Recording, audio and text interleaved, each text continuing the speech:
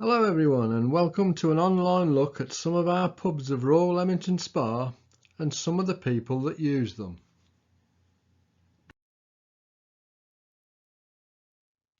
I'm starting with the Jack and Jill at Winston, Crescent, Lillington. In the 1970s, landlords Bill and Sheila McCarthy organised Saturday film shows for around 50 of the local children. It started after Bill McCarthy saw children playing dangerously one Saturday morning. He thought back to his boyhood days and decided to revive the idea of a Saturday morning cinema club for the children. And so, Uncle Bill, as he became known, who was a former professional photographer, set aside the comfortable lounge for an hour to entertain the youngsters with Woody Woodpecker and crisps and soft drinks. Some of the golden oldies, like Laurel and Hardy, proved as popular as the newer cartoons like Tom and Jerry.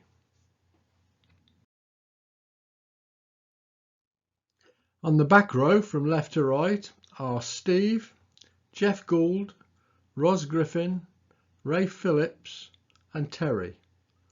And on the front row we have Doreen, Marion and Mick Newsham, Peggy Phillips and Jeff Bradley.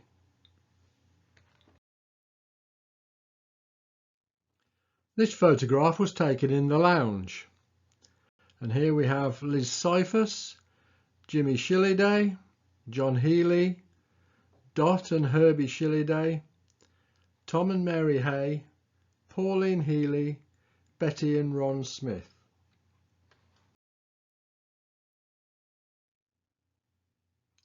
The Jack and Jill was later taken over by wrestler Tony Banger Walsh and became the Half Nelson.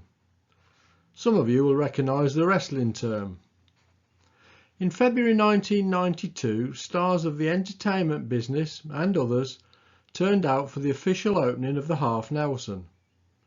They included Superintendent Bill Guest of West Midlands Police, comedian Roy Chubby Brown, Trevor Oakes, a founder member of pop group Shawaddy Waddy, Olympic gold medalist Neil Adams, snooker player Kirk Stevens, wrestlers Cat Weasel and Pat Roach, and Chubby Brown's manager George Foster. In 1992 at Banger Walsh's pub there was a range of entertainment at weekends. Friday night was the 60s music quiz and party night. Saturday morning was Uncle Sid's children's show. Saturday night was cabaret night. Sissy Stone appeared at Sunday lunchtime, and on Sunday night it was Peter Roberts on the Hammond organ. The entertainment continued into Monday with 60s night and family bingo night at 8 o'clock.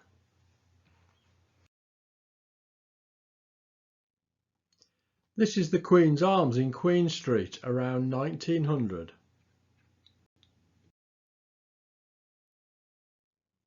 And this photo was taken around 1935.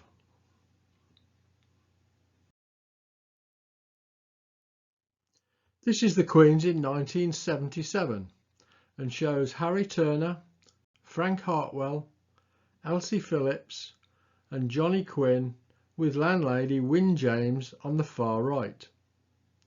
Leamington History Group members may know her as Frank James' mother.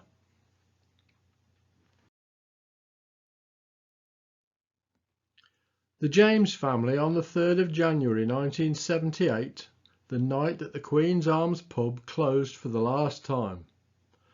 From left to right we have Rose, Archie, Wyn, John, Margaret, Valerie and Frank James.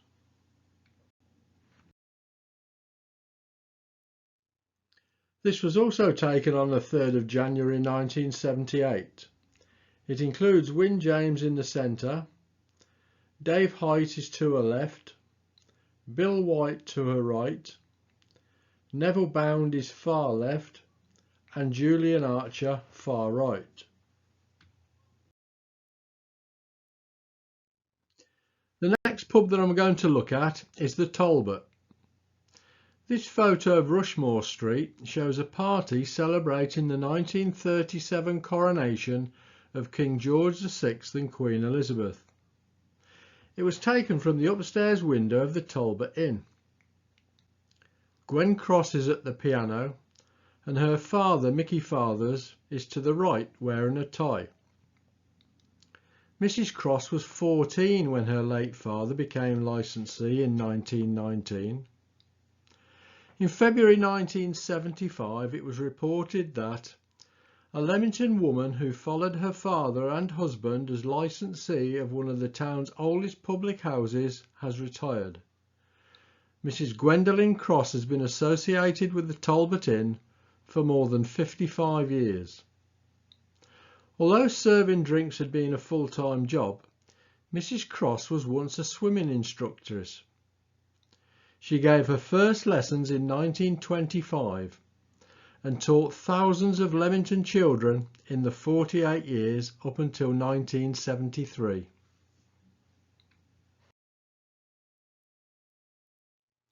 In December 2003, the mural on the side of the Talbot in Leamington's Old Town had a facelift after 20 years. The new mural depicted a coastal scene with sunset.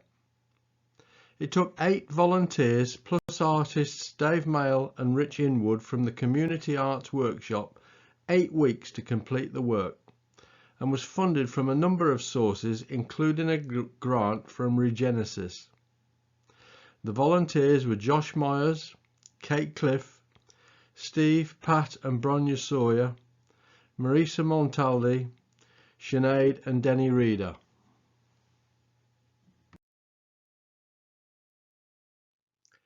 Hector George Ashwood took over as licensee of the Talbot Inn in June 1977.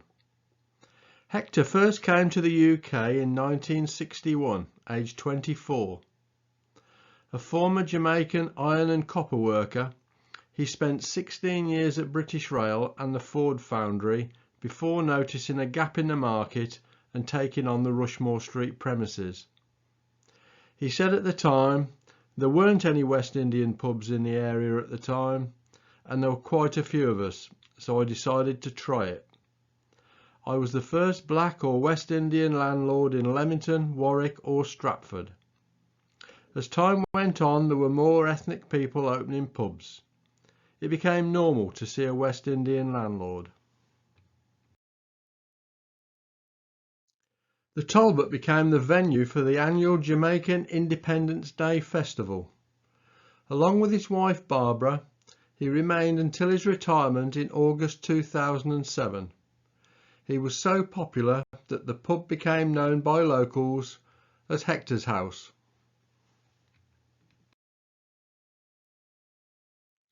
Nick Ford took over in August 2007 and stayed until its closure in May 2014.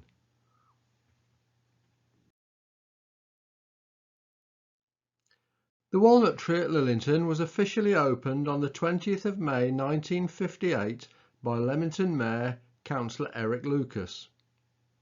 The land that the Walnut Tree sat on was originally Village Farm and owned by Sidney McGregor. The Cubbington Road Cranway site was not Ansell's first choice when they applied for the transfer of the Bell-Inn licence on its closure. In 1948, a provisional licence was granted to Ansell's for the new pub to be erected in Cromer Road. In May 2009, the Walnut Tree closed and was boarded up.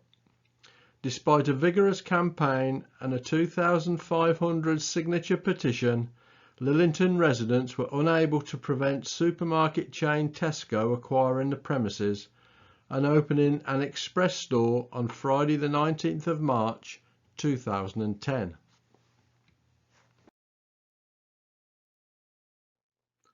This is a 1973 drinking session outside the Walnut Tree for a number of Lockheed factory workers.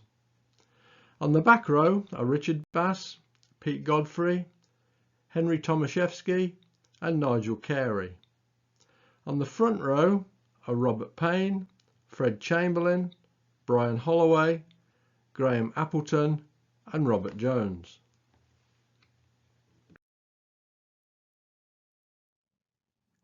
The Black Horse in Princes Street dates to 1863, when it opened as a beer house belonging to George Hunt. It was the only Hook Norton tied house for miles around and was purchased by J. H. Harris & Co. in 1897, predecessors of the Hook Norton Brewery Company Limited, which was founded in 1900.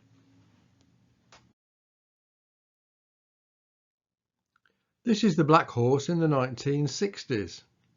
Left to right are Stuart Jenkins, Bob Ryman Jr., landlord Taffy Jenkins, Marge Jenkins, Tom Palmer, who was the licensee of the Debonair in Ranelagh Street from 1988 until 1996, Bob Ryman Sr., who was born in Comyn Street and worked as a bricklayer for Lloyd's the Builder, and Anne O'Reilly, who had a shop in Comyn Street a few years before moving to Bedford Street.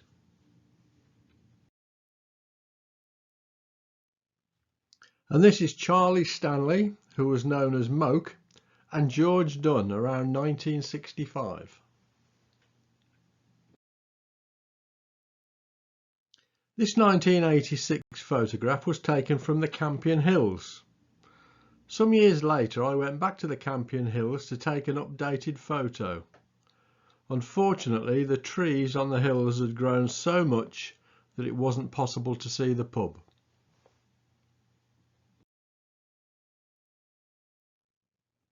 Having closed around 2004, it wasn't until July 2013 that work commenced on converting the premises to residential use.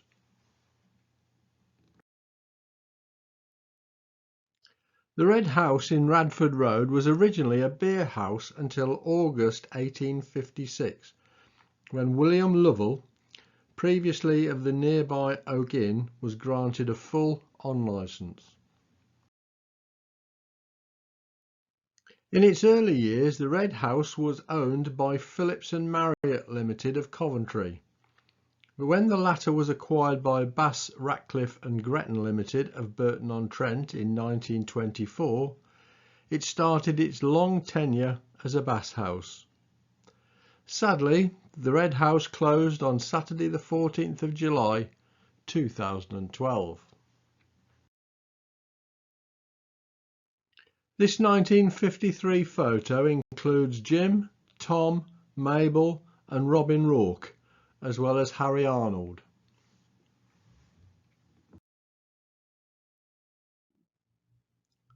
This is the darts and dominoes teams in 1964-1965. As you can see on the back row, we've got Bill Hawley on the left, Phil Heath towards the right and Harry Arnold on the far right. On the front row, we've got Dick Williams looking extremely happy, Midge Frost, Jack Haynes, landlord Bernard Frayling, Bill Allsop and Derek Hawley on the right hand side. And now we get to the Bulldog in St Margaret's Road.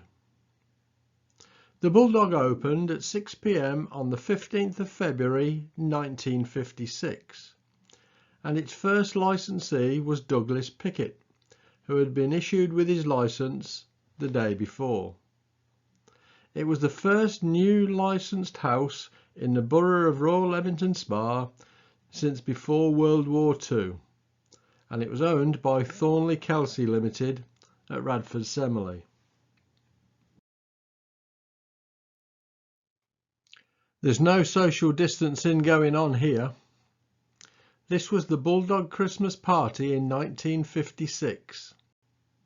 Included are Carol and Sue Barrett and their parents Joe and Gwen, and on the right of the back row is Plas Burnell. It certainly looks like they're having a good time.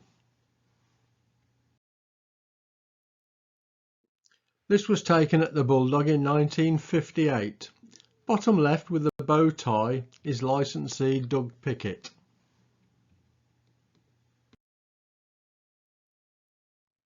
This is an interesting photo and shows just how things have changed. First of all, there are only 3 beer pumps, and your choice is bitter or mild, and definitely no lager. And aren't the staff dressed to kill? Short back and sides haircuts, and no doubt they all use Brill cream, apart from the lady, of course. And then it's white shirts and jackets and bow ties. Very posh. It would be difficult to guess that it was taken in the Bulldog. And smoking indoors. Remember that? In the top photo, Ada Draper, née Hobbs, is serving behind the bar of the Bedford Inn around 1930. Ada is the sister of licensee Richard Hobbs.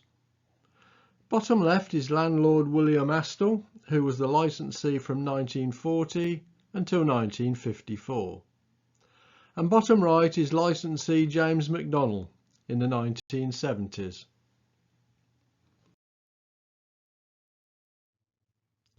The post office garage was on the opposite side of the street to the Bedford, and many of the staff would use the pub. The postman is Hughie O'Brien, and his lorry is all dressed up ready for either the carnival or possibly a post office promotion.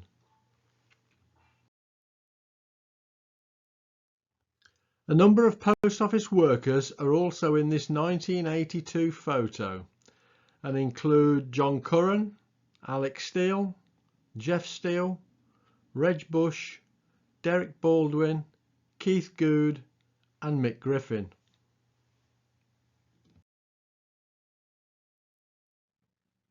The Golden Lion in Regent Street. Notice that there are 3 doors. The lounge is on the left, the outdoor is in the middle, and the bar is on the right. The building on the left is the Leamington Spa Building Society. The Golden Lion was one of a tied estate of 35 pubs owned by the Leamington Brewery when it was purchased by Lucas Blackwell and Arkwright in 1885.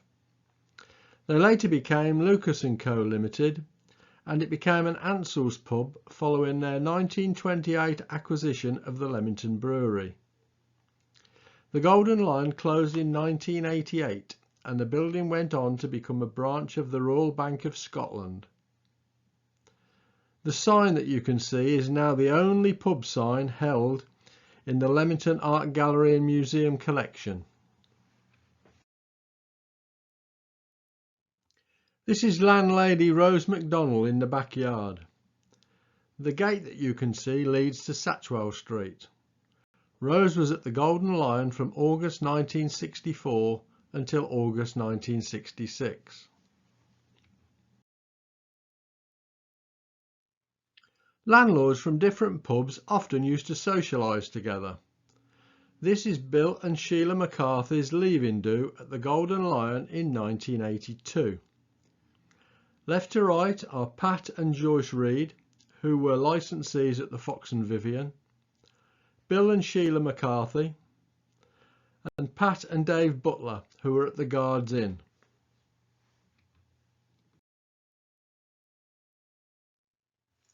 I'm going to end with a look at 3 photos of trips from 3 different pubs.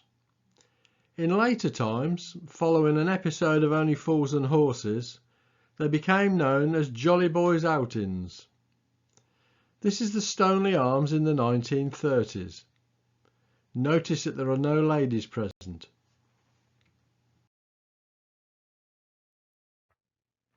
And 20 years later, it's very much the same.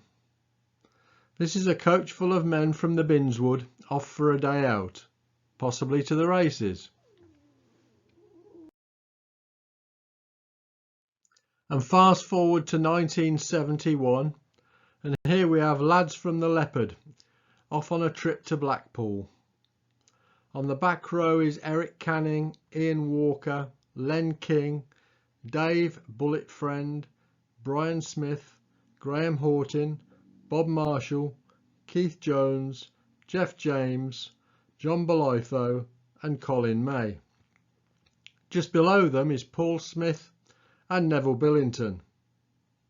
On the middle row is George Morris, Alan Budgie Smith, Tommy O'Reilly, Donny Shanahan, Keith Billington, Billy Shanahan, Dar Gill, Sean McFarland, Danny Connor and Wiggy Brooks. And finally on the front row we have Ian Montgomery, Pete Allington and Peppy Gill.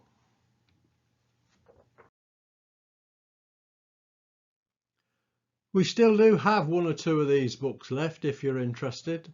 Details can be found on the Leamington History website under publications. So that's it for now. I hope that you found it interesting. So keep safe and we'll see you soon. Bye.